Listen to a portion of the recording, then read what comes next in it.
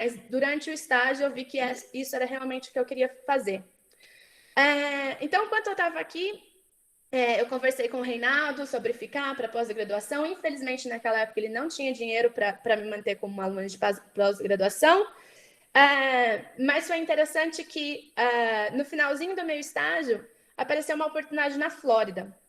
E aí o Reinaldo veio conversar comigo, perguntou se eu gostaria de ir como estagiária para a Flórida no ano seguinte.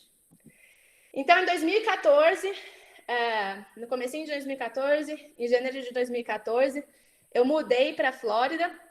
Então, basicamente, eu voltei para o Brasil no final de 2013, me formei, tudo lindo, maravilhoso.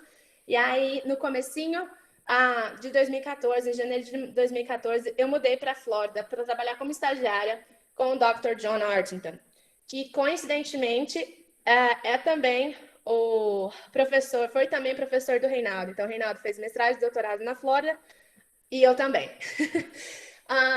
Então, eu mudei para lá em 2014. Durante esse estágio, o John me ofereceu a oportunidade de fazer o mestrado, e como era algo que eu já queria, na hora que ele ofereceu, eu já aceitei, e aí tudo começou. Então, oficialmente, eu terminei meu mestrado em 2016, e aí eu já comecei, durante o mestrado, como eu fiquei trabalhando com o John por muitos anos, foi tipo, não teve muito uma transição entre o mestrado e o doutorado, mas eu fiquei na Flórida de 2014 a 2019.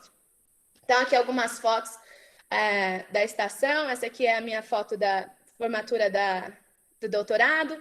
E para quem não sabe, a University of Florida, ela fica aqui em Gainesville. Eu não sei se vocês conseguem, eu espero que vocês consigam ver que eu estou apontando aqui para o mapa.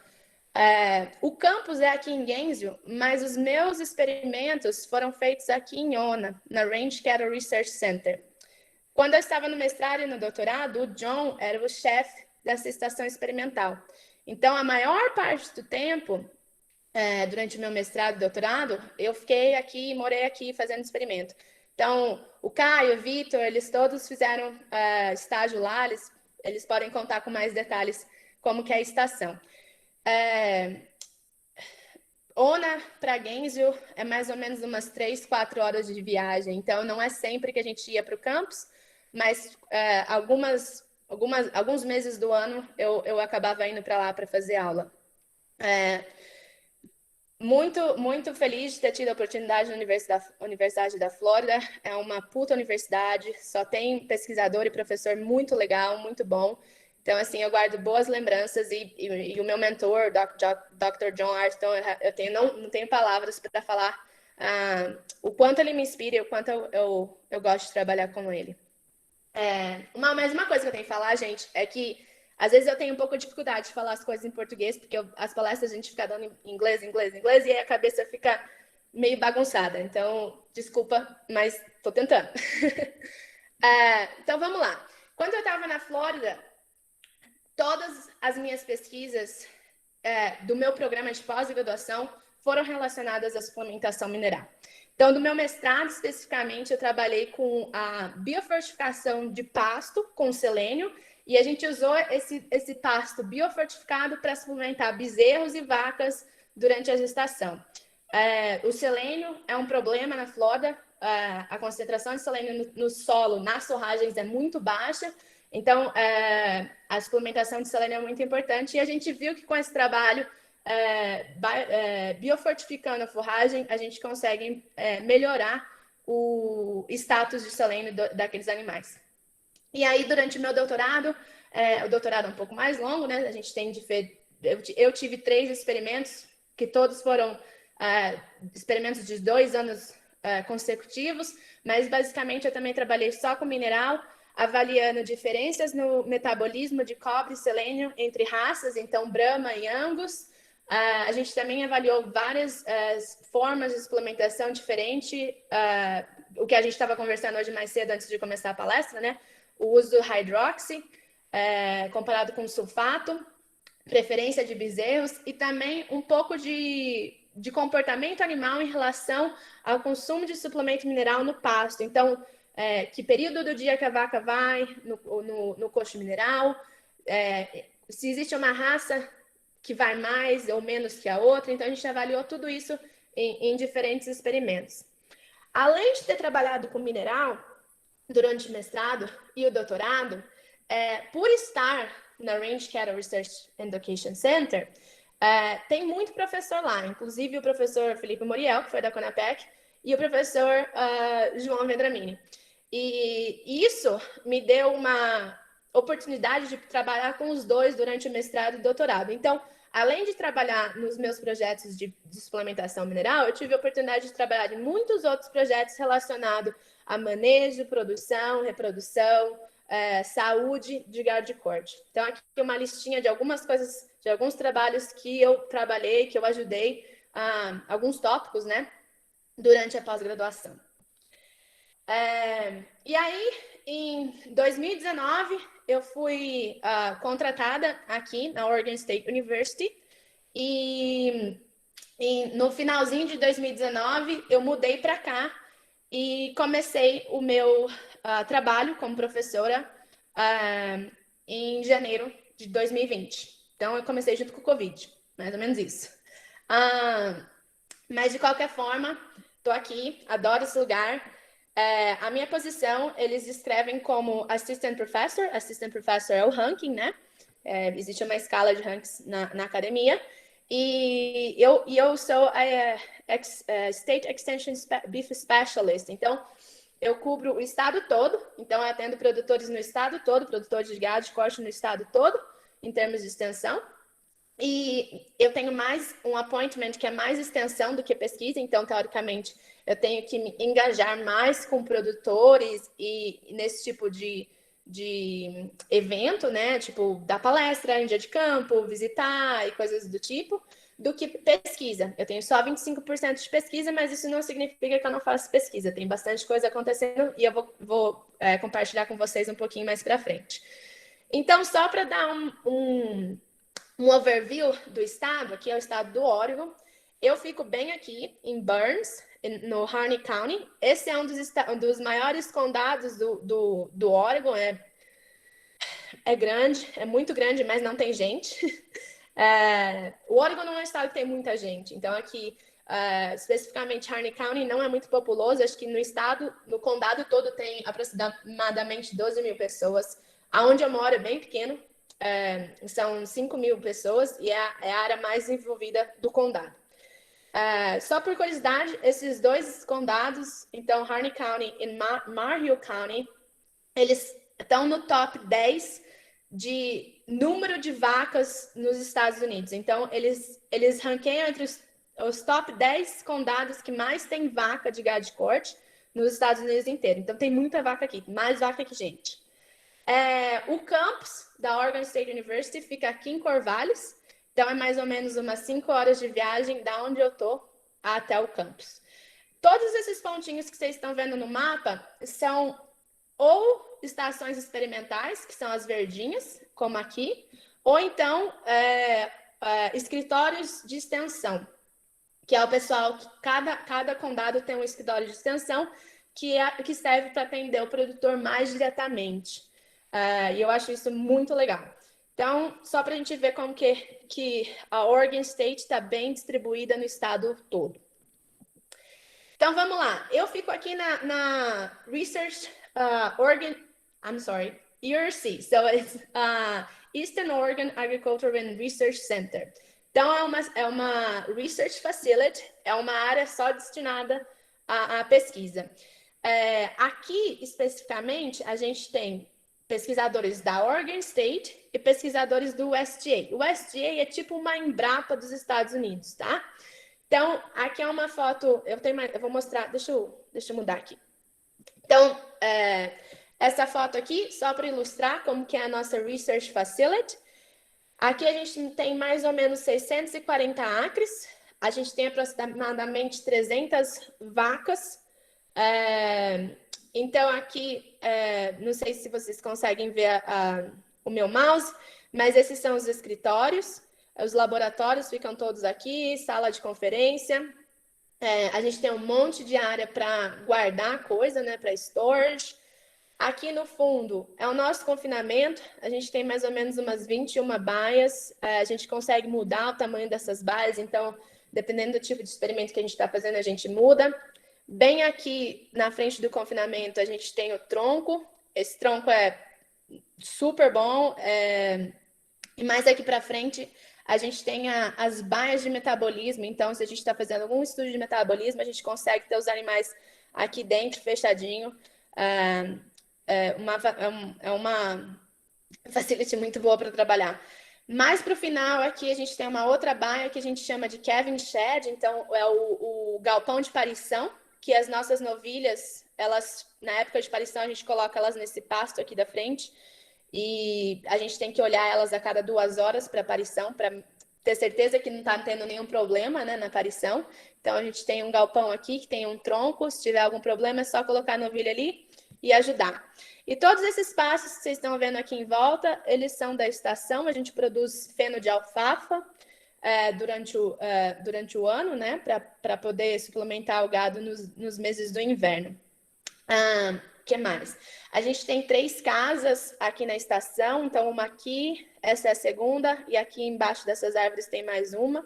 Se eu não me engano, cada casa cabe mais ou menos 6 pessoas. E a gente tem essa outra casa aqui que a gente chama de bunkhouse, que ela cabe mais ou menos umas 12 pessoas. Então, aqui no verão, porque tem o SDA, a gente tem muita gente que vem trabalhar só a época do verão. Então, deixa eu ver meu próximo slide. Opa, não. Então, no verão, a gente tem um aumento no número de funcionários de mais ou menos 20 a 30 pessoas. Normalmente, a gente tem, se eu não me engano, 15 cientistas, mas no verão esse número aumenta muito porque a gente tem o pessoal que vem trabalhar só para o verão. Beleza? Então, mais uma localidade que a gente tem aqui na URC é o que a gente chama de Butte, que realmente, Butte é o nome dessa montanha aqui no fundo, mas o nome real dessa localidade é Northern Grading Basin Experimental Range, e ela fica mais ou menos umas 35 milhas daqui da estação, então são mais ou menos uns 40 minutos dirigindo, e lá é onde as nossas vacas passam a maior parte do ano, então elas ficam lá de abril até novembro. E essa fazenda, ela tem mais ou menos uns 16 mil acres, e ela é somente de native rangeland. Então, assim, é só pasto nativo. E eu vou mostrar para vocês mais para frente o que é o pasto nativo aqui no Oregon, tá? Então, a gente tem todas as facilities aqui também. A gente tem curral, a gente tem confinamento. Mas as pesquisas que a gente faz aqui são menos intensivas do que a gente faz na estação experimental. Mas as nossas vacas vão para lá uma boa parte do ano. Como eu falei mais cedo, a gente tem mais ou menos 12 cientistas aqui na URC, a gente tem 5 no lado da Oregon State e, se eu não me engano, 7 no lado do USDA. Cada cientista no USDA tem um technician, então esse número aumenta ainda mais. E aí, como eu expliquei, na época do verão, o pessoal do USDA recebe muita gente para trabalhar durante o verão. E na parte do SU, a gente sempre tem aluno ou estagiário que está por aqui, não necessariamente só no verão, durante o ano todo.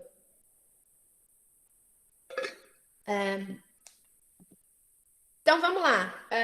Agora eu vou começar, agora que eu apresentei para vocês onde eu estou, quem eu sou, vou começar a falar um pouquinho da indústria de gado de corte nos Estados Unidos, especificamente no Oregon. Eu peguei essa imagem aqui só para fazer uma quebra entre os slides, mas eu queria falar para vocês que isso aqui é muito comum no oeste dos Estados Unidos. Essa é uma foto de um branding. O branding nos Estados Unidos, né, é a marca do bezerro. É muito comum ser feito do jeito que a gente está vendo aqui. O pessoal vai laçar o bezerro, colocar o bezerro no chão e aí então fazer a marca. Não é todo mundo que tem um tronco para fazer a marca no tronco. Então, isso aqui é uma tradição muito forte. Às vezes, até se o produtor tem a capacidade de fazer a marca no tronco, por causa da tradição no oeste dos Estados Unidos, eles acabam fazendo desse jeito. Então, eles se reúnem, chamam amigo, família, todo mundo se junta, passa o final de semana inteiro fazendo branding dos animais. Então, eu coloquei só por curiosidade, mas eu acho isso muito interessante. Então, vamos lá.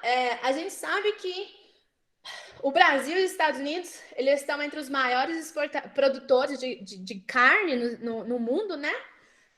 Mas, interessantemente, os Estados Unidos não está entre os maiores exportadores. A gente vai ver que isso é por causa do consumo interno, enquanto o Brasil é o maior exportador de carne no mundo. Uma coisa interessante aqui, só para a gente entender um pouquinho dos números, e isso também vai me ajudar a mostrar por que os dois países são tão diferentes. Então, esse gráfico aqui é o gráfico em relação ao inventário do número de animais nos Estados Unidos desde 1970 até 2020. E a gente vê que o número de animais tem caído ao longo dos anos. E isso acontece, se você parar para pensar, na população aumentando, mais gente consumindo, era para ser o contrário, né? Mas isso só é possível por causa da eficiência. A produtividade aqui nos Estados Unidos é muito grande, é muito eficiente, então a gente consegue ter menos animais produzindo o mesmo número de carne suficiente para atender a demanda, né? Então aqui, quando a gente olha no número de consumo de carne nos Estados Unidos, os Estados Unidos é o país que mais consome carne no mundo, então por isso que a gente vê que quando a gente pensa em exportação, não tem muita exportação nos Estados Unidos, simplesmente porque o mercado interno é muito aquecido. Se a gente para pensar no Brasil, olha o Brasil aqui embaixo, o mercado interno do Brasil não é tão forte quanto é dos Estados Unidos, por isso que o Brasil tem muita exportação. Então, aqui, só para fazer uma comparação, eu tenho certeza que os meus colegas que apresentaram nos outros dias talvez já tenham feito essa comparação, mas eu acho que é legal a gente olhar os dois países e entender por que um tem muito mais eficiência que o outro, talvez, né? Mas, basicamente, eu não preciso falar com o Brasil para vocês, né? Vocês sabem muito bem, vocês estão aí, mas o que tem no Brasil? Nelore, bós índicos, né? Gado bós índicos, como eles são terminados é diferente, tem uma boa parte ainda terminada a pasto, tem um pouco de grão, mas tem bastante que é a pasto ainda. Uma coisa que eu não consegui achar, um dado que eu não consegui achar que fosse confiável, é o tamanho médio do rebanho no Brasil. Mas eu sei que o rebanho no Brasil é muito maior do que os rebanhos que a gente encontra aqui nos Estados Unidos. E eu, particularmente, acho que às vezes isso é um pouco difícil, porque para você manejar um rebanho muito grande, do jeito que as coisas são no Brasil, do jeito que a pecuária é estruturada no Brasil, acaba se tornando um desafio. Então, aqui nos Estados Unidos, esse é um dado recente, é um dado do censo, né? Então, é de 2017. Esse censo, se eu não me engano, é feito a cada 5 ou 10 anos. Mas esse número continua muito, muito real.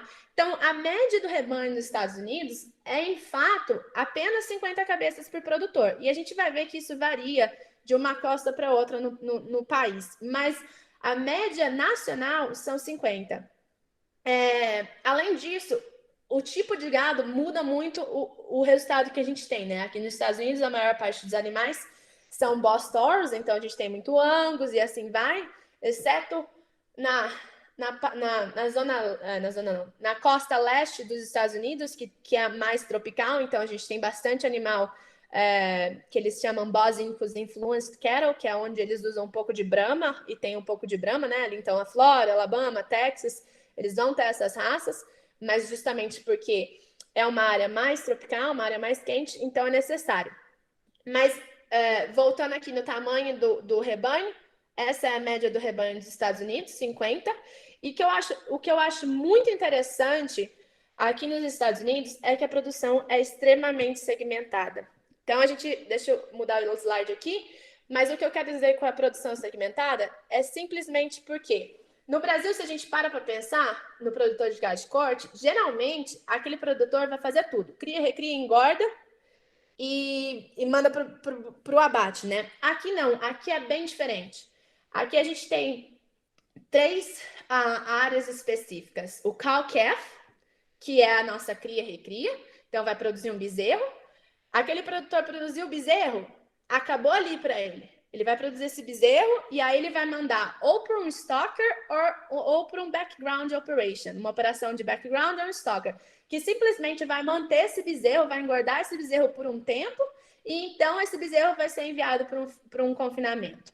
É muito difícil você encontrar alguém que vai fazer todas as partes do processo. Geralmente são produtores independentes, então no caso, se a gente fosse ver um produtor assim, que mandou do cow-calf para o background, aqui é um produtor, no background é outro produtor, e no feedlot é uma outra empresa. Então, é muito segmentado, eu acho isso muito interessante, porque eu acho que você consegue ter uma maior eficiência no processo e ser mais específico nas suas metas e no que você vai conseguir tirar de bom da sua produção, né? Então, vamos focar agora um pouquinho no cow-calf operation, então a recria aqui nos Estados Unidos, porque isso é basicamente a área que eu trabalho. Eu quase não trabalho com confinamento, eu não trabalho com engorda. O órgão especificamente é um estado de recria. A gente vai ver isso mais para frente. Então, eu só quero dar algumas características da recria aqui nos Estados Unidos como um país, né? Então, basicamente, vocês sabem muito bem isso, o foco desse setor produtivo é produzir um bezerro. Então, a gente tem que ter um bezerro por ano. A maioria dos bezerros são desmamados entre 7 e 8 meses de idade.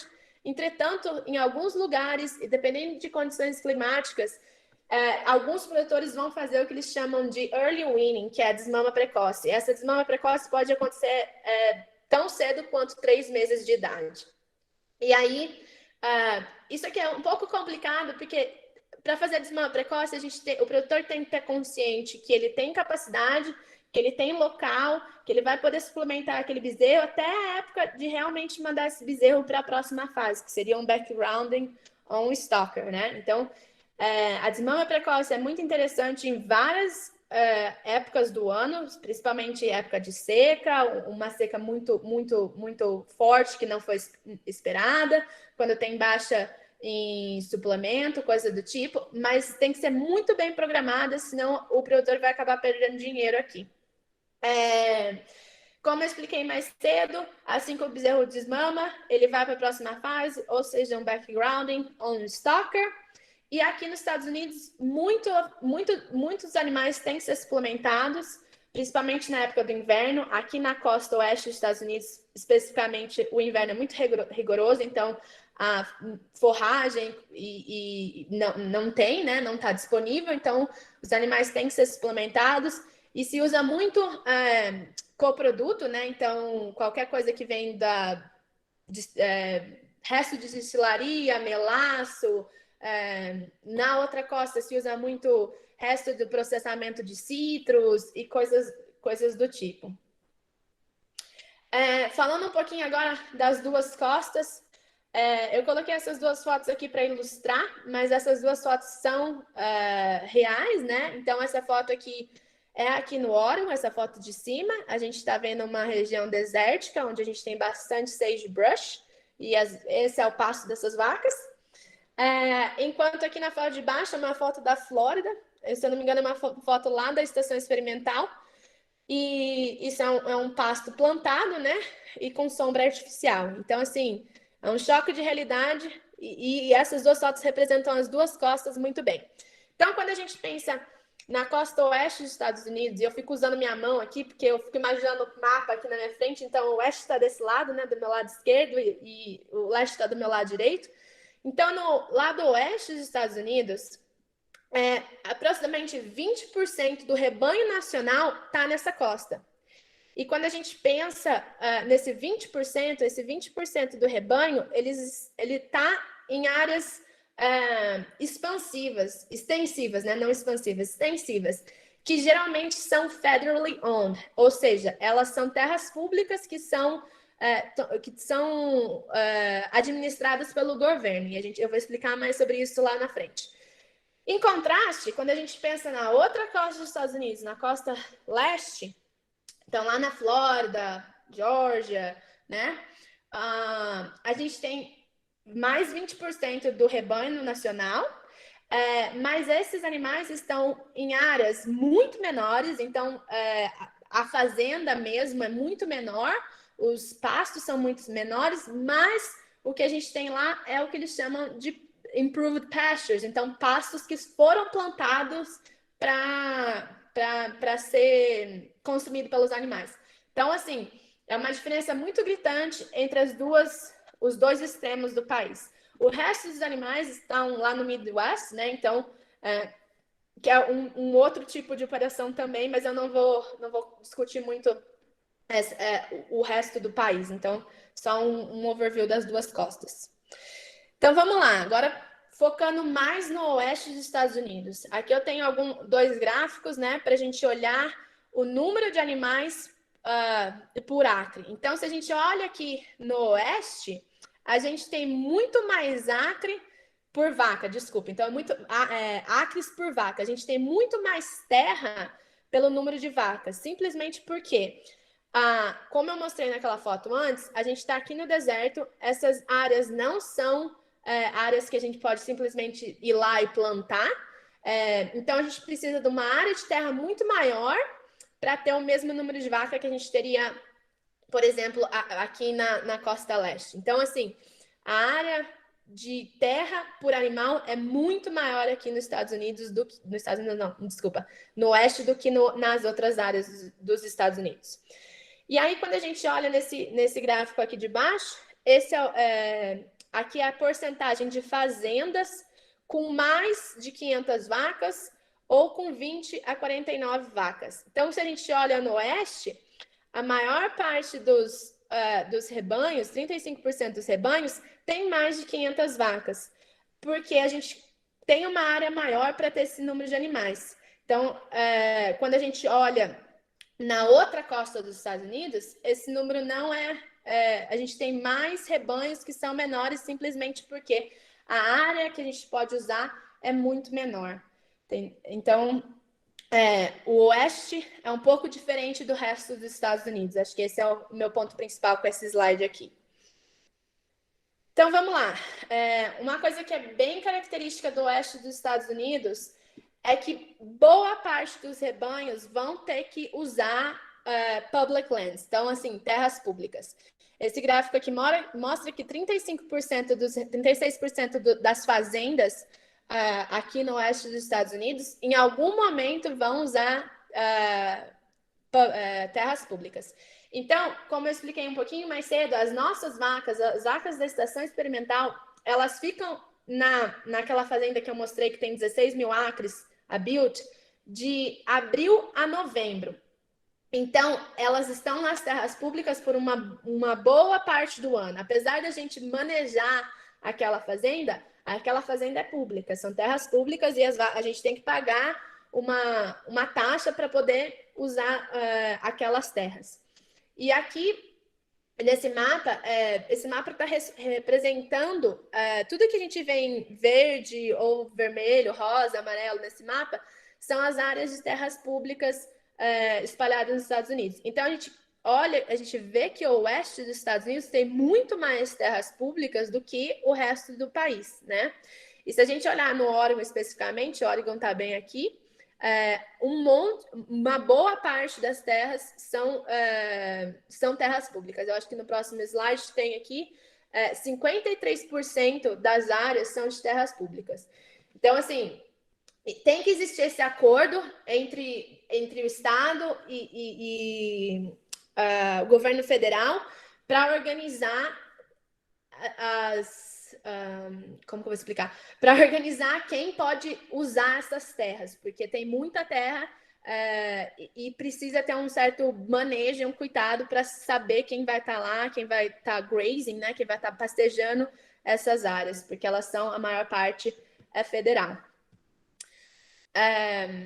Então, vamos lá. Alguns números específicos da produção de gado de corte aqui no Oregon.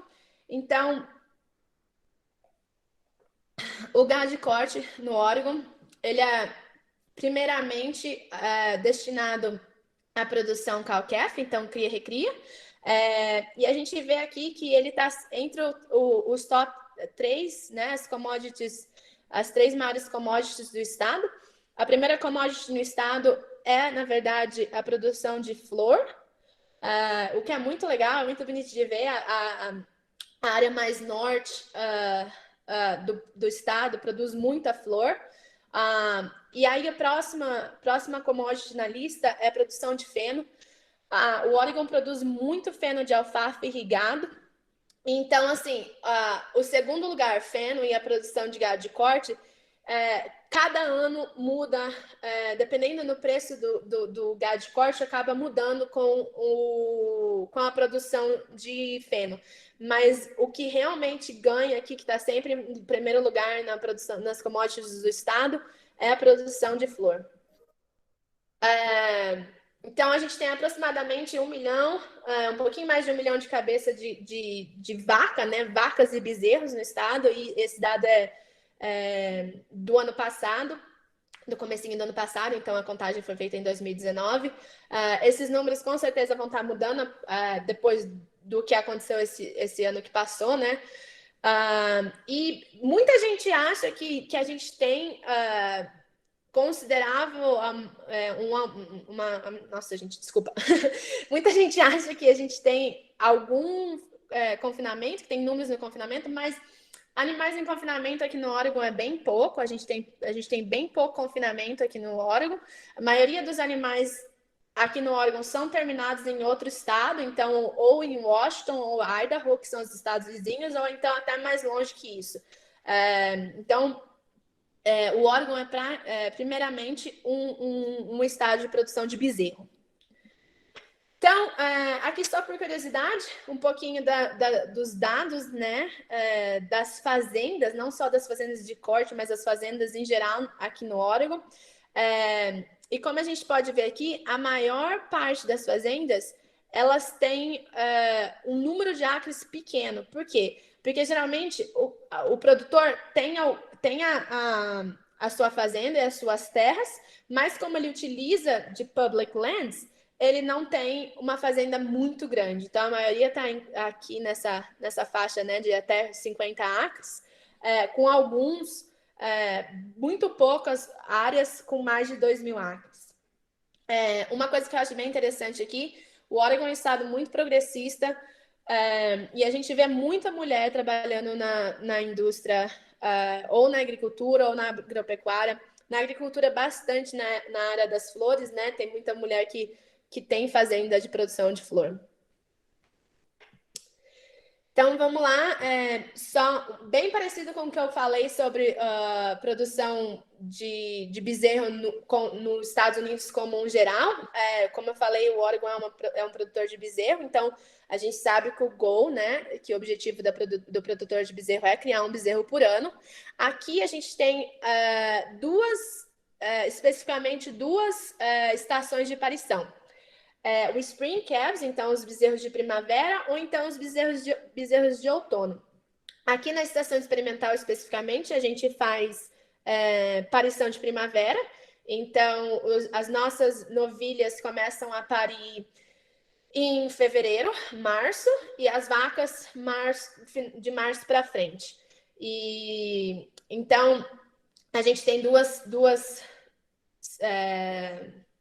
estações diferentes. A maioria dos produtores usa a estação da primavera para aparição. E como uma média geral dos Estados Unidos, o Oregon também faz, a maior parte dos produtores desmama seus bezerros com 7 ou 8 meses de idade. Esse slide aqui eu acho muito legal. Na verdade, eu roubei esse do Dr. Bonner, meu chefe, mas ele mostra a vida produtiva de uma vaca que pare durante a primavera. Então, se a gente olhar nesse gráfico aqui, ele está mostrando as mudanças no score corporal dessa vaca ao longo do ano. Então, ela vai estar parindo aqui, e logo ela já vai estar entrando na estação de monta de novo, e aqui setembro, outubro, é quando a gente vai começar a desmamar os bezerros. Então, é muito legal que a gente utiliza a estação de primavera, porque é quando a gente consegue coincidir a disponibilidade de forragem, a qualidade de forragem com a época da aparição. Então, se a gente olhar nessa linha aqui, está mostrando a concentração de proteína na forragem ao longo do ano. Então, a gente consegue conciliar a qualidade de forragem justamente com a aparição, e aí a gente tem mais disponibilidade de nutrientes para aquela vaca quando ela mais precisa. Aqui no Oregon, a gente tem 3 tipos de produção de gado de corte em relação ao ambiente que esses animais se encontram. Então, eles são denominados como flood meadows, que aqui é uma foto da estação experimental. E o Flood Meadows simplesmente é o quê? Como vocês podem ver nessa foto aqui, tem essas áreas mais escuras assim da foto, é água. Então, o que está acontecendo aqui é que essa região do estado, a gente está numa elevação muito alta. A gente está mais ou menos 5.000 pés acima do nível do mar. Então, aqui é muito alto. Tanto que quando eu mudei para cá, demorou um tempo para eu me estabelecer e me acostumar.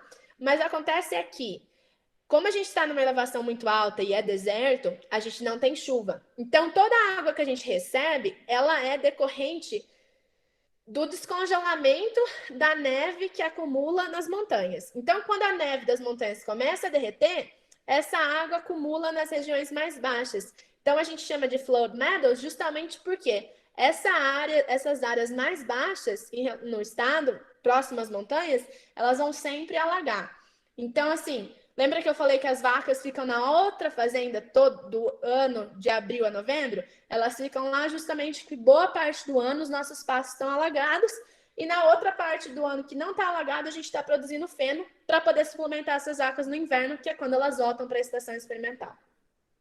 Lá na outra fazenda que a gente tem, né? Que eu falei que as vacas vão para lá em abril, a gente tem o environment, um ambiente que chama sagebrush bunchgrass rangeland, que justamente é típico, a gente vê característica típica, esse tipo de vegetação aqui, que é um ixi, não vou lembrar o nome, mas esse tipo de forragem aqui, que, né, uma C3, não consigo lembrar, vou voltar lá depois. E aí, um outro tipo de environment, de ambiente que determina a produção de gado de corte é o que a gente são as florestas coníferas, que elas estão na região norte do estado, mas na divisa com o Idaho e o Washington. Então, lá tem muita floresta mesmo, e o maior problema dessa área não é tão relacionado ao ambiente, né? A falta de água ou altitude, coisa do tipo, mas justamente o maior problema dessa região aqui é com predação. Então, a gente tem problema de lobo nessas áreas e a gente acaba perdendo muito animal por causa de ataque de lobo nas áreas de floresta. Então, vamos lá. Olhando um pouquinho das rangelands, porque essa é a maior parte da área que os animais vão pastejar durante o ano. São as public lands, ou rangelands, e elas são bem características por essa vegetação aqui. Então, a gente tem cool season forages, né? São as nossas C3. Elas têm uma boa qualidade nutricional, entretanto, o tempo que a gente tem para esses animais pastejarem é um pouco reduzido. Então, acaba sendo um pouco de challenge. Eu não vou falar de todas as espécies que a gente tem aqui, depois se vocês tiverem interesse, vocês podem dar uma procurada, mas essa é uma foto bem característica do que a gente vai encontrar aqui nas rangelands do Oregon e do oeste dos Estados Unidos. Mais um problema que a gente tem aqui, como eu falei um pouquinho mais cedo, a gente está numa região desértica, então a gente tem uma amplitude térmica muito grande. Hoje, por exemplo, eu acordei, eu acho que estava 3 graus, e agora está... agora está 26. Então, tem uma amplitude térmica muito grande, o que torna um pouco mais desafiador em termos de forragem, né?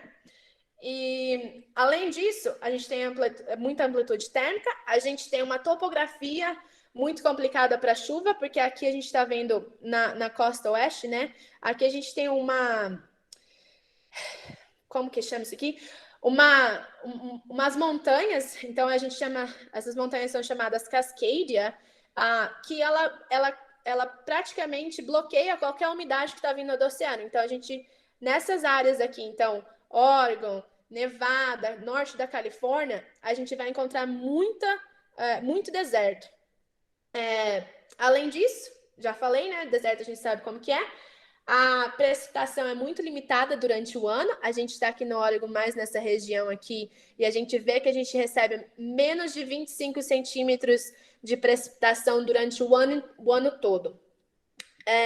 Além de a gente não ter muita chuva, O que é muito difícil aqui é predizer quanto de chuva a gente vai ter. Então, essa tabela aqui mostra precipitação de 1938 até 2019. Então, são 81 anos de dado de chuva que foi coletado aqui na ERC. E como a gente vê, não existe um padrão.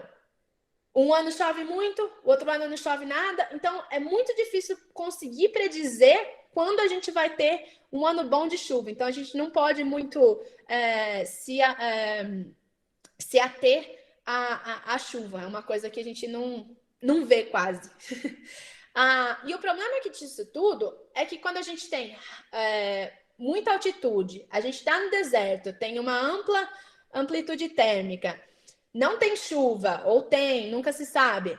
Isso vai afetar a qualidade da forragem que a gente tem. Então, aqui nesses gráficos, a gente tem proteína, digestibilidade, concentração de cobre, cálcio, e a gente vê, essa linha azul aqui é o requerimento do animal, né? Para uma vaca madura. Uma vaca. Então, a gente vê que, independente do valor em relação à média, ou abaixo da média, ou acima da média, a qualidade da forragem vai ser afetada. Então, é muito difícil saber realmente o que o animal está consumindo nessas rangelands, porque tem muita variabilidade ao longo dos anos devido a muitos aspectos diferentes desse sistema de produção. Outro problema aqui em Oregon em relação às forragens é a concentração mineral dessas forragens. Eu não poderia deixar de falar de mineral, né? Tem que fazer o meu merchan aqui. Mas esse dado aqui, a gente está trabalhando para atualizar essa tabela, mas essa tabela é muito interessante porque, como eu falei, o Oregon produz muito feno. Então, essa tabela aqui, ela foi construída com coleta de amostras de feno durante vários anos. Eu acho, se eu não me engano, foram mais de 40 amostras de fenos coletadas, 40 localidades de fenos coletadas no estado todo, para avaliar várias características da forragem, incluindo minerais. Então, aqui eu sumarizei essa tabela só para os minerais. E como a gente pode ver, cobre, selênio e zinco, eles estão muito baixos na forragem. E quando a gente pensa nos requerimentos animais, né? Então, aqui só para a gente lembrar, a gente tem o macro e trace, selênio, cobre e zinco, eles são os trace minerals, e aqui a gente tem os requerimentos.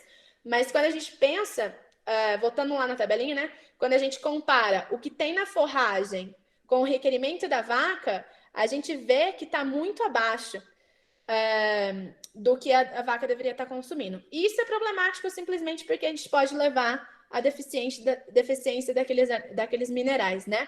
Então, só para a gente lembrar rapidinho aqui como que faz, né, para calcular.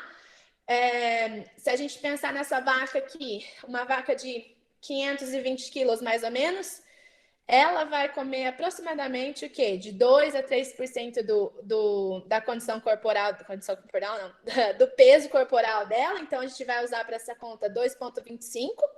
Se a gente usar 2,25, ela vai estar comendo aproximadamente 12 quilos de forragem durante um dia. Então, se ela consome 12 quilos de forragem, quanto que ela tem que consumir de cobre por dia? Essa conta é bem simples, a gente só tem que pegar o que ela está consumindo de forragem por dia e multiplicar pelo requerimento. Então, a gente sabe que o requerimento de cobre é 10 miligramas por cada quilo de comida consumida. Então, a gente faz 12 vezes 10, 120 miligramas no dia.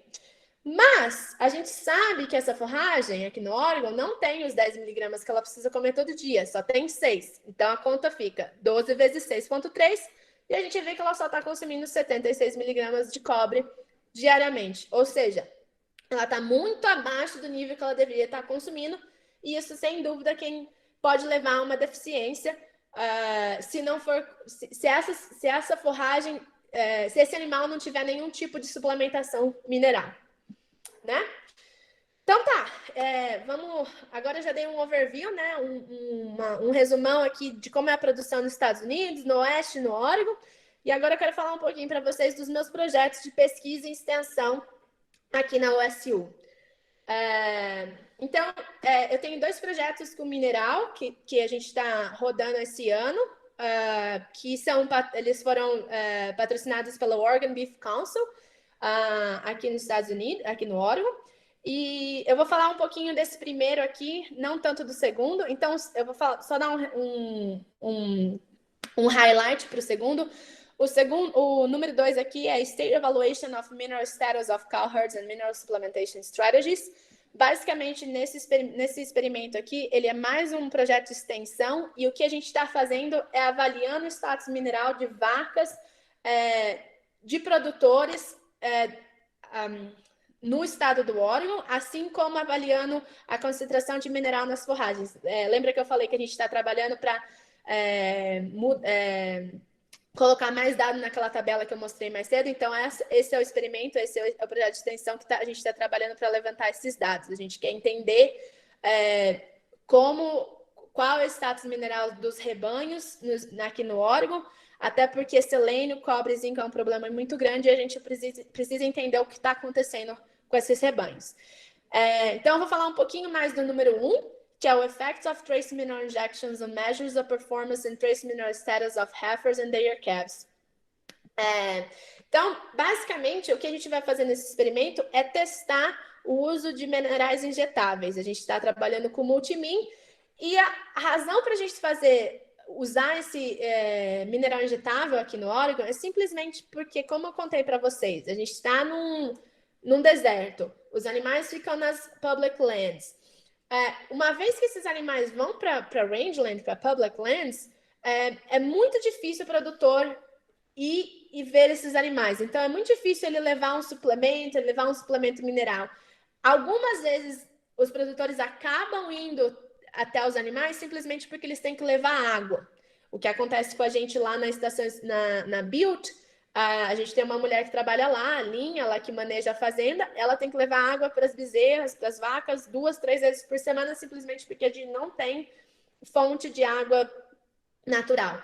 Então, assim, suplementação nesse tipo de ambiente é muito difícil, é quase impossível. Então, o uso de um mineral injetável parece ser muito atrativo para esse tipo de condição. Então, a gente está testando o multimin. Aqui rapidinho é a timeline, né? Como a gente vai fazer o experimento. A gente começou o experimento esse ano. Os bezerros e as novilhas receberam uma injeção assim que eles nasceram. Então, no parto, a novilha recebeu uma injeção e o bezerro também. E aí, em abril, a gente mandou esses animais para Rangeland, né? Para Butte, lá nossa outra fazenda. E agora, daqui 2 semanas, a gente vai começar a nossa breeding season, então a estação de monta, e é quando a gente vai fazer a próxima administração do mineral injetável. E a gente escolheu fazer ela próxima à estação de monta simplesmente porque é quando os animais vão estar mais próximos do curral, vai estar mais fácil de trabalhar com esses animais. Então, esse experimento ele foi bem desenvolvido pensando no produtor e as coisas que ele podem ou não fazer em relação ao ambiente que ele tem, né? Aí a gente vai continuar seguindo esses bezerros na desmama. Depois da desmama, a gente vai manter esses bezerros aqui na estação por mais ou menos uns 30 dias e a gente vai avaliar o desempenho após desmama. Então, a gente quer saber se essa administração aqui de mineral injetável, aqui no comecinho da vida, né, no parto e durante, um pouco antes da estação de monta, vai resultar em benefícios após a desmama. A gente acredita que sim, porque essa fase que o bezerro está lá na rangeland é bem challenge, é um desafio bem grande para esse animal, então a gente acredita que vai estar melhorando o status imune, vai ter um perfil oxidativo melhor, então é provável que esse animal tenha um desempenho melhor depois da desmama. Então, dado bem preliminar desse experimento, a gente só tem o dado do ganho de peso até agora. Então, o ganho de peso do parto até o mês de abril, que foi quando esses animais foram para rangeland, a gente viu que os animais que receberam injectable trace minerals, eles foram aproximadamente 7 pounds mais pesados do que os bezerros que estavam no tratamento controle. E o tratamento controle recebeu uma injeção de uma injeção salina. Então, bem preliminar, acho que até o final desse ano a gente já vai estar com mais dados nesse experimento aí. Agora um pouquinho de um outro experimento que a gente tem, uma outra coisa que a gente tem trabalhado aqui no Oregon é o que a gente chama de virtual fence, então cerca virtual. A gente tem 2 experimentos que foram conduzidos no ano passado e a gente vai ter mais 3 experimentos esse ano, se eu não me engano.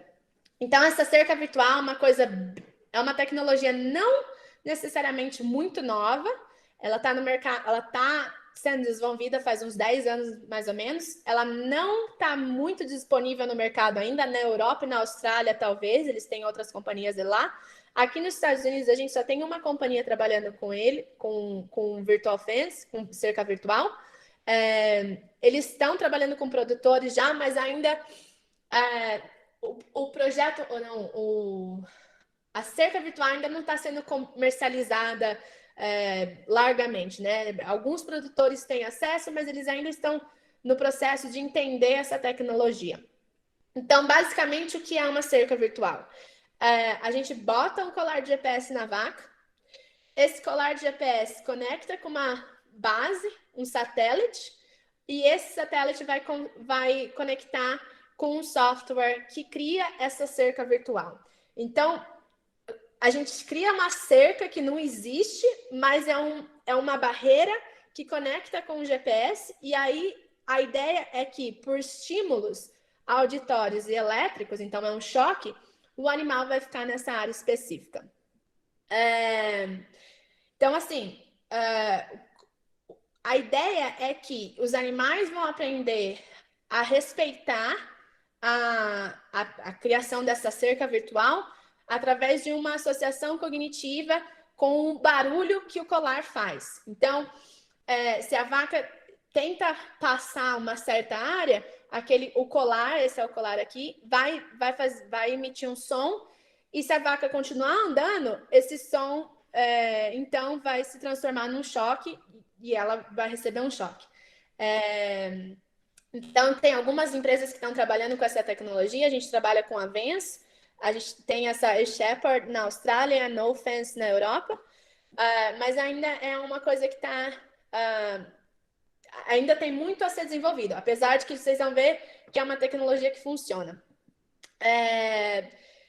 Então, como eu expliquei mais cedo, os animais, eles são condicionados a responder ao estímulo auditório para então evitar esse choque. O problema é que existe ainda muita variabilidade em como os animais respondem, mas a maior parte deles parecem aprender muito rapidamente.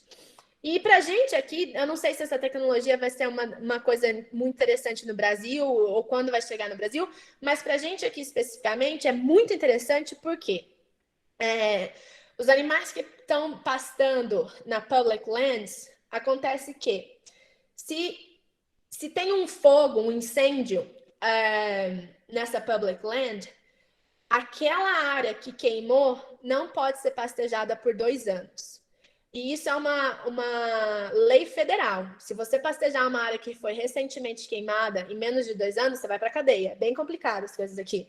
Então, assim, o que acontece? Se tem um produtor que ele tem os seus animais numa public land, nas terras públicas, e acontece um incêndio, ele vai ter que atirar os animais daquele pasto, cercar a área que queimou no incêndio, e aí ele pode voltar e botar os animais de volta naquele pasto. Mas ele tem que ter certeza que as vacas não vão consumir o que foi queimado. Simplesmente porque a gente sabe que tem um processo de rebrota, precisa restabelecer o crescimento da planta e tudo mais.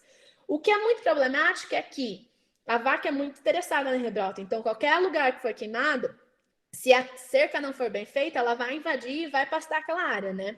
Então, a gente fez 2 experimentos com essa cerca virtual aqui no Oregon, na IRC. Um especificamente para olhar quão eficaz seria o colar, a cerca virtual, para manter as vacas fora de uma área que foi recentemente queimada. E um segundo experimento a gente fez para avaliar o behavior, né, o comportamento das vacas quando elas colocam os colares pela primeira vez. A gente sabe por outros experimentos que elas não vaca não gosta de ficar com colar nos primeiros momentos, mas depois isso muda e eu vou compartilhar com vocês um pouquinho dos dados. Então, no primeiro experimento que a gente avaliou a eficácia de manter as vacas fora da área queimada, a gente tinha 6 pastos. Em cada pasto, a gente tinha 3 vacas. Então, pasto número 1, número 3 e número 5, o colar dessas vacas estava desligado.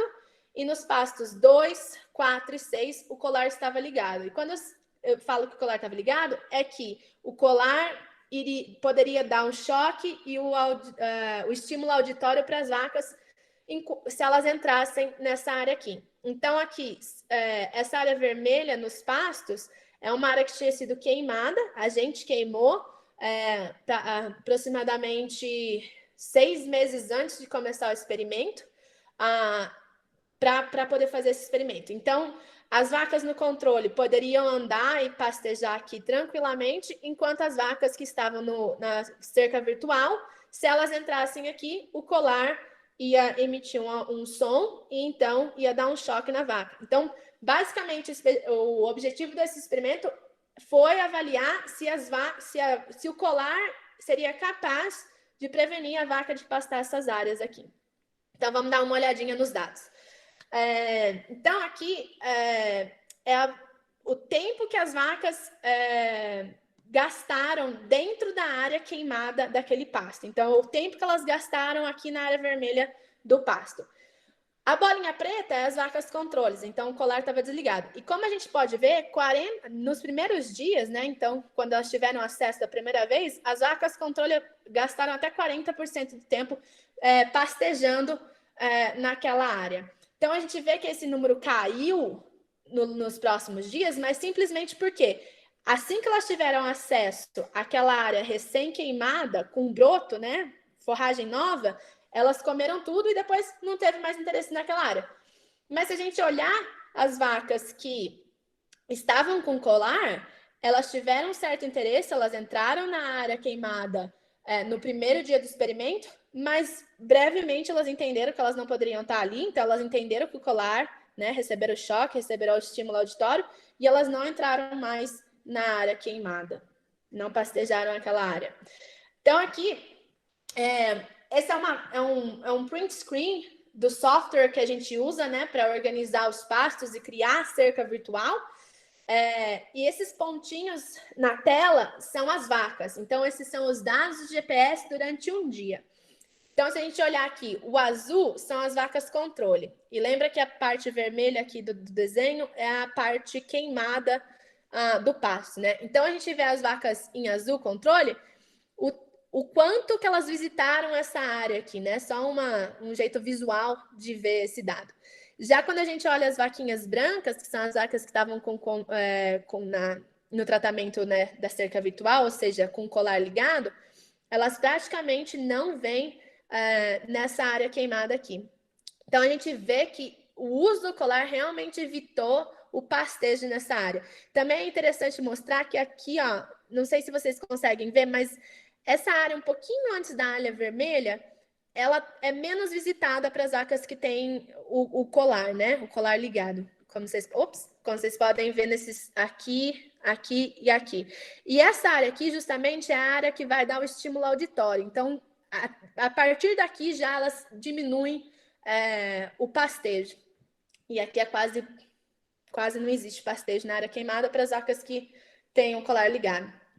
E aí, quando a gente olha a utilização da forragem, a gente viu que teve diferenças, né? Começando aqui para a parte queimada, as vacas que estavam no controle, ou seja, colar desligado, tiveram uma maior utilização da forragem na área queimada, e a gente não quer isso, a gente não quer que elas consumam as forragens lá, né? Enquanto as vacas que estavam com colar, nas vacas no Virtual Fence, a gente viu que não teve muita utilização, se eu não me engano, foi menos de 3% de utilização da forragem nessa área. Exatamente o que a gente estava procurando com esse experimento. A gente teve também um pouco de diferença na área não queimada, né? Como a gente pode ver aqui, as vacas que estavam com o colar ligado, elas consumiram mais forragem na área não queimada, justamente para compensar o que não conseguiriam comer na área que foi pastejar na área que foi queimada. Então, aqui é só para a gente ter uma ilustração dos dois pastos. Aqui a gente tem o pasto controle, então aqui as vacas... deixa eu voltar um pouquinho. Essa linha amarela aqui, ela mostra aonde o pasto foi queimado. Então, aqui o pasto foi queimado e aqui também o pasto foi queimado. Aqui nesse controle, as vacas tiveram acesso. Então, quando a gente compara com o outro lado da cerca, onde as vacas estavam com o colar e não tiveram acesso, a gente vê que tem muito mais forragem. Ou seja, a gente foi capaz de reduzir o pastejo nessa área, que era o que a gente realmente queria que acontecesse. Então, é bem fácil de ver quão eficiente é o uso desse colar. Aí, no segundo experimento, a gente rodou o ano passado. Esse experimento foi um experimento bem simples para entender quais são os comportamentos que as vacas engagem, né, que elas fazem quando elas recebem o colar pela primeira vez, e quão eficiente seria para manter essas vacas fora de uma área específica, assim como a gente fez para a área queimada. Então, rapidinho aqui, eu sei que eu já passei do meu tempo, então eu vou tentar ser bem rápida. A gente tinha uma área de teste, onde a gente colocou feno aqui, né, o feed attractant. Essa área aqui, esse quadrado aqui é a área de estímulo auditório e o próximo é o estímulo elétrico. Então, a vaca saía aqui do tronco e começava a andar aqui. A gente tinha o feno aqui justamente para atrair a vaca para essa área que ela não deveria estar. E a gente avaliou quantos estímulos elas receberam, tipos de comportamento, se teve alguma alteração no comportamento, ou a velocidade de saída do tronco, várias variáveis. Então, olhando rapidinho aqui em algum dos dados que a gente observou, esse Collar Fit Score é uma coisa muito importante para a gente aqui, porque a gente sabe que vaca não gosta de colocar colar. Aqui a gente tem muita vaca que coloca colar de GPS, justamente para saber onde elas estão, nesses espaços que são muito grandes. E a gente viu que, embora elas não gostem, elas receberam colar na rodada número 2, a gente viu que o score aumentou, ou seja, elas responderam mais negativamente ao receber o colar. Entretanto, nas próximas rodadas, essa nota, né, esse score, voltou a mesmo valor da primeiro score, que quando elas não tinham os dados. O que é bom, o que faz a gente pensar que as vacas se adaptaram ao uso do colar, como a gente vê com outros tipos de colar. Aí, aqui a gente também calculou o tempo que elas passaram na área da cerca virtual. E a gente viu que na primeira rodada, quando elas não tinham colar, elas passaram mais de 60% do tempo dentro daquela área, ou seja, elas estavam interessadas em estar lá justamente porque a gente tinha o feno lá, mas nas próximas rodadas, com o colar, esse tempo gasto, né, na área da cerca virtual caiu. Na última rodada, a gente removeu o colar dessas vacas e a gente vê que o tempo que elas passaram naquela área voltou ao mesmo valor, apesar de ser números diferentes, né? Não tem diferença estatística. Então, voltou a ser... Elas voltaram a estar naquela área que, teoricamente, elas não deveriam estar previamente. O que é bom, porque a gente pensa que isso faz com que esse resultado mostra que a vaca não criou uma associação negativa com o local.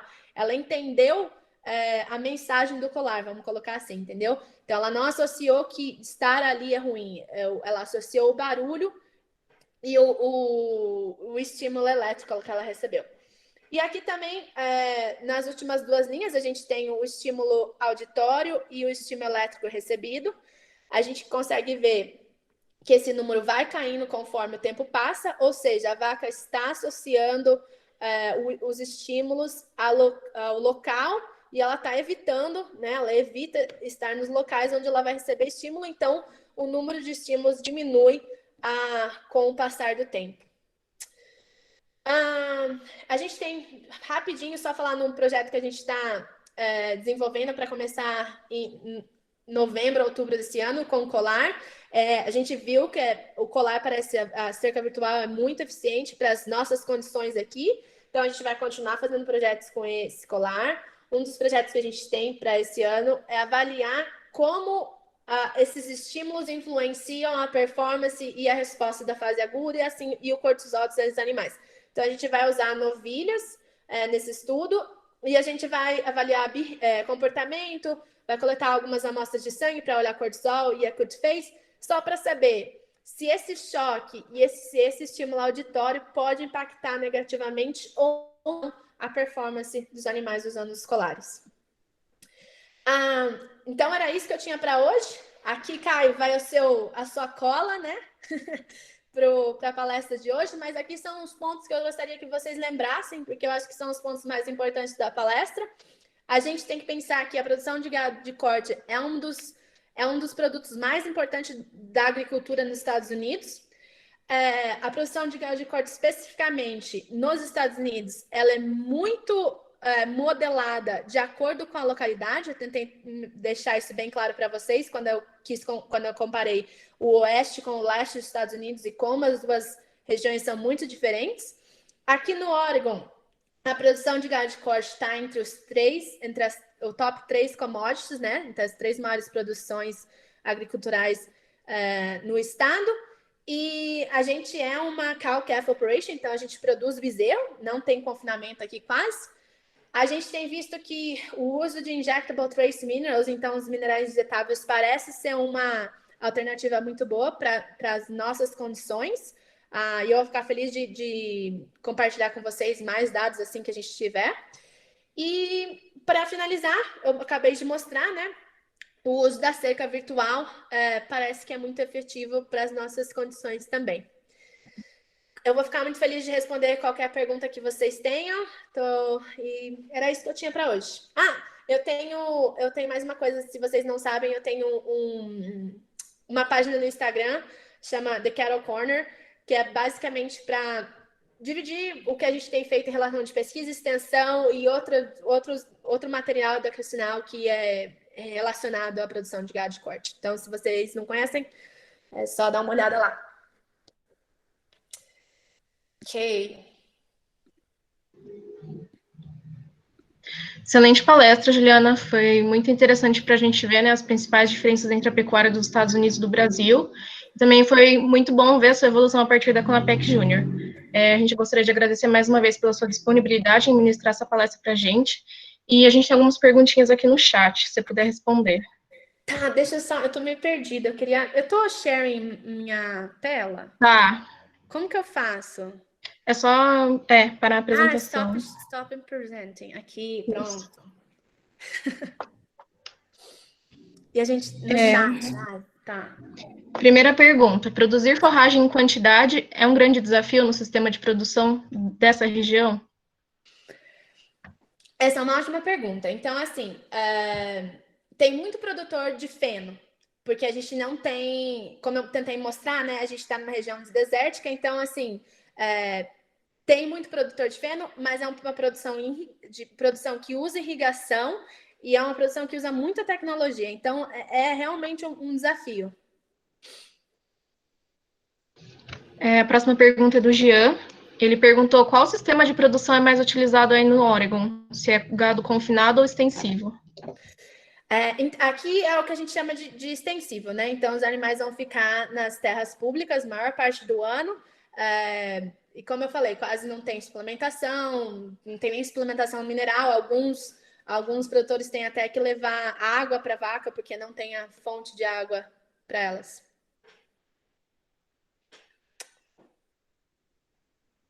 Tem a pergunta do João. Por que o governo não vende essas terras para os produtores? Isso não estimularia investimento no manejo de solo e pastagem? Qual a vantagem para o governo deter essas terras? Eu poderia ficar mais umas 3 horas discutindo esse tópico. É bem complicado. Justamente porque eles não pastejam nessas terras de graça, né? Os produtores têm que pagar uma fee, né? Uma taxa para poder ter os animais pastejando nessas áreas. Então, justamente por isso é um método de não perder esse tipo de estímulo ao longo dos anos, porque se você simplesmente vender, provavelmente faz mais sentido, a gente ia poder investir mais nessas áreas, mas se você vender, é um recurso que o governo acaba perdendo. É complicado e é uma coisa de governo e tradução, e não tem muito o que fazer. Você acha que essa cerca virtual funcionaria para animais bosíndicos, que são naturalmente mais reativos? Então, essa é uma ótima questão, uma ótima pergunta. Eu acho que sim. Eu só acho que talvez elas... Porque antes de começar a usar a cerca virtual, a gente precisa treinar os animais. Então, a companhia recomenda um treinamento de mais ou menos uma semana com os animais num pasto um pouco menor. Eu acho que a cerca virtual com certeza funcionaria para o bosíndicos, né, para o Nelore, para a Brahma, mas eu acho que o período de treinamento e adaptação ao colar provavelmente vai ser mais longo. A última pergunta aqui. Poderíamos fazer um esquema de pastejo rotacionado com esses estímulos controlados remotamente? Eu acho que sim, essa é uma ótima pergunta também. Esse é um dos próximos, eu não mostrei aqui, mas um dos próximos experimentos que a gente vai fazer também. A gente vai avaliar o que a gente chama de fuel breaks. Então, nesses pastos são muito grandes, a gente precisa fazer o pastejo específico de algumas áreas. Então, mais ou menos isso que a gente vai fazer no próximo experimento, que a gente vai fazer o rotacionado, na verdade é mais um strip grazing, né? Pastejo de faixa. A gente vai fazer assim em breve. Obrigada, Juliana. Professor, o senhor gostaria de fazer alguma consideração? Bom demais, Juliana, parabéns. Vamos saber que está aí animada, no caminho certo, trabalhando bastante, né? E uma questão de nostalgia aqui, que o primeiro experimento que eu fiz foi com selênio. Vocês nem tinham nascido ainda. Foi 51, 52. E quando você falou de solo, né? Parece que o selênio, a disponibilidade dele é baixa em solo ácido, né? Uhum. É isso. Então, nos nossos solos aí, nas nossas fazendas, provavelmente tem baixa disponibilidade de selênio, porque grande parte das fazendas, não nas intensivas, mas nas extensivas, né? O solo é bastante ácido ainda, né? Então, uma dica para a turma ficar atento aí, que a concentração de selênio no mineral é algo que tem que estar muito observado, tá? Porque pode ser um fator. E outro ponto, dos seus últimos slides, você mostrou a vaca no deserto, mas a vaca está com excelente score de condição corporal. Como é que é isso? Você pega o deserto, você não vê capim, você só vê arbusto, mas você vê as vacas com uma excelente score de condição corporal nas fotos. Como é que é? De onde que vem isso desses animais? Zeca, você estava cortando um pouco. Eu consegui pegar que você falou um pouquinho do selênio, dar né, abrir o olho do pessoal aí no Brasil. Acho que isso é muito importante. Realmente, tem alguns trabalhos no Brasil com suplementação de selênio, eles são muito importantes. Eu já usei várias referências do Brasil e é o que você falou: o solo não tem capacidade, não tem disponibilidade de selênio. E o outro que eu escutei é você falando que as vacas, elas parecem estão com condição de score corporal muito boa no deserto, né? Isso é uma coisa que sempre toda vez que eu vou para a fazenda, que eu vou lá para a estação, né, que é na Beauty, eu falo assim, não, essas vacas não vão estar olhando, não vão estar boas hoje. Mas não, foi uma coisa que me surpreendeu muito aqui, apesar da gente estar no deserto, a disponibilidade de forragem é baixa, mas a gente tem uma área muito grande, então no final a gente acaba tendo quantidade e a qualidade não é ruim. Então, eu acho que são esses dois fatores em conjuntos. A gente tem áreas muito grandes, então a quantidade de forragem é maior e a qualidade é boa. Porque assusta a gente ver a foto, né? Entendo perfeitamente que a lotação aí deve ser uma cabeça por quantidade, né? Então, tem disponibilidade para selecionar. Então é isso, minha participação é essa. Parabéns aí, fico feliz que você está bem. Obrigada, Zeca. Juliana, surgiu mais duas perguntas aqui. Você acha que a cerca virtual poderia dar certo no Brasil? E quais seriam os empecilhos? Eu acho que sim, eu acho que poderia dar certo no Brasil, sim. Em termos de empecilhos, eu acho que uma das coisas que talvez seja um pouquinho mais desafiadora no Brasil, talvez um animal que precisa de um treino, um pouco de treino, né? Mais de treino do que os outros animais. Talvez isso seja uma coisa negativa.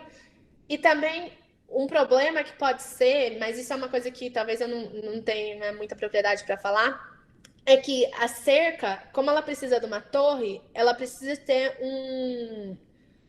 ter serviço de cobertura de celular, praticamente, explicando bem basicamente. Então, ela tem que ter algum tipo de cobertura celular naquela região para poder conectar o colar, o software e a torre.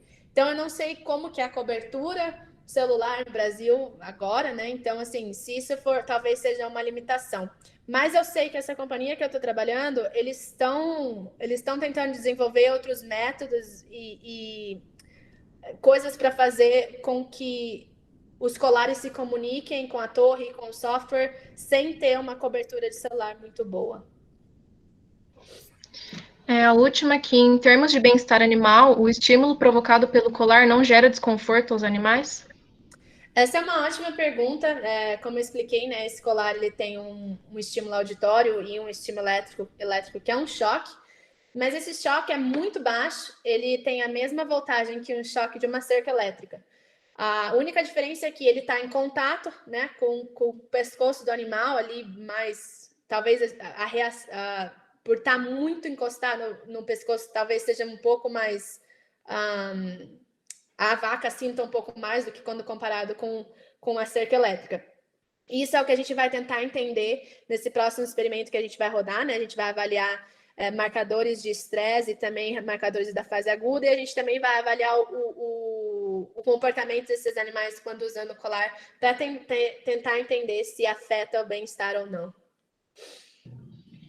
Obrigada, Juliana. Eu queria agradecer a todo mundo que participou hoje. E lembrando que amanhã a gente tem palestra com o professor Luiz Felipe Ferrareto, com o tema Valor Nutricional da Silagem de Milho, a perspectiva da vaca de alta produção. E, Juliana, se puder ficar mais 5 minutinhos, 5 minutinhos não, né? 2 minutinhos para a gente tirar uma foto. Posso sim. Obrigada.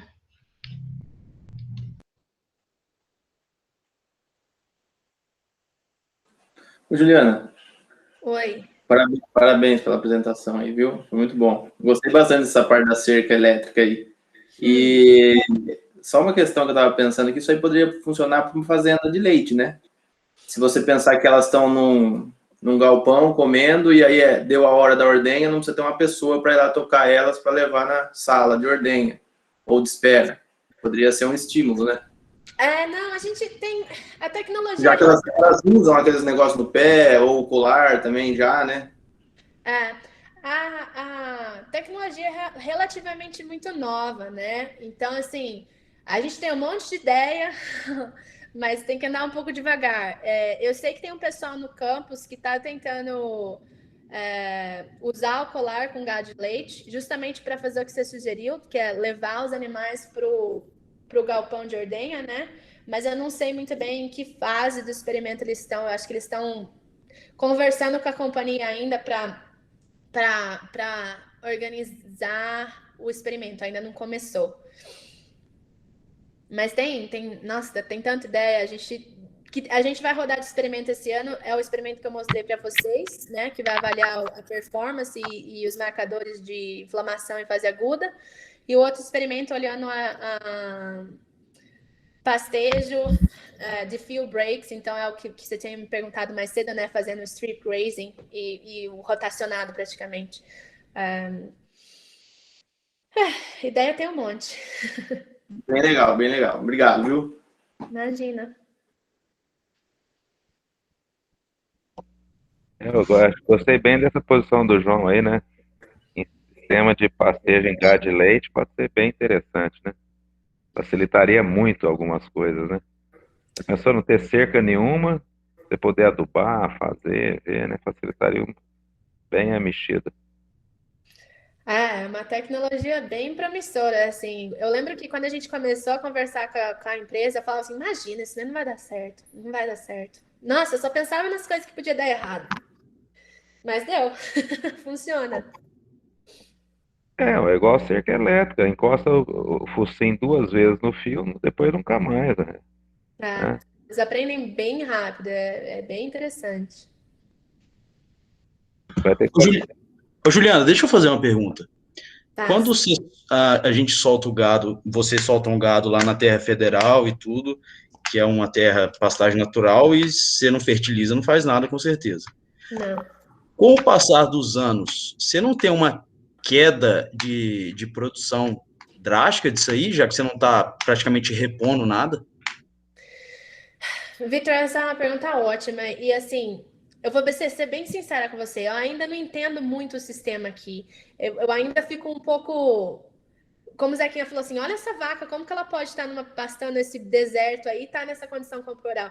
Tem umas coisas que eu penso também, igual você falou assim, nossa, mas não fertiliza, não faz nada e continua bom. É tão esquisito as coisas aqui, vamos falar assim, que é difícil dizer. Mas uma coisa que acontece é que as áreas são tão grandes, como eu falei mais cedo, 16 mil acres, né, para 300 vacas.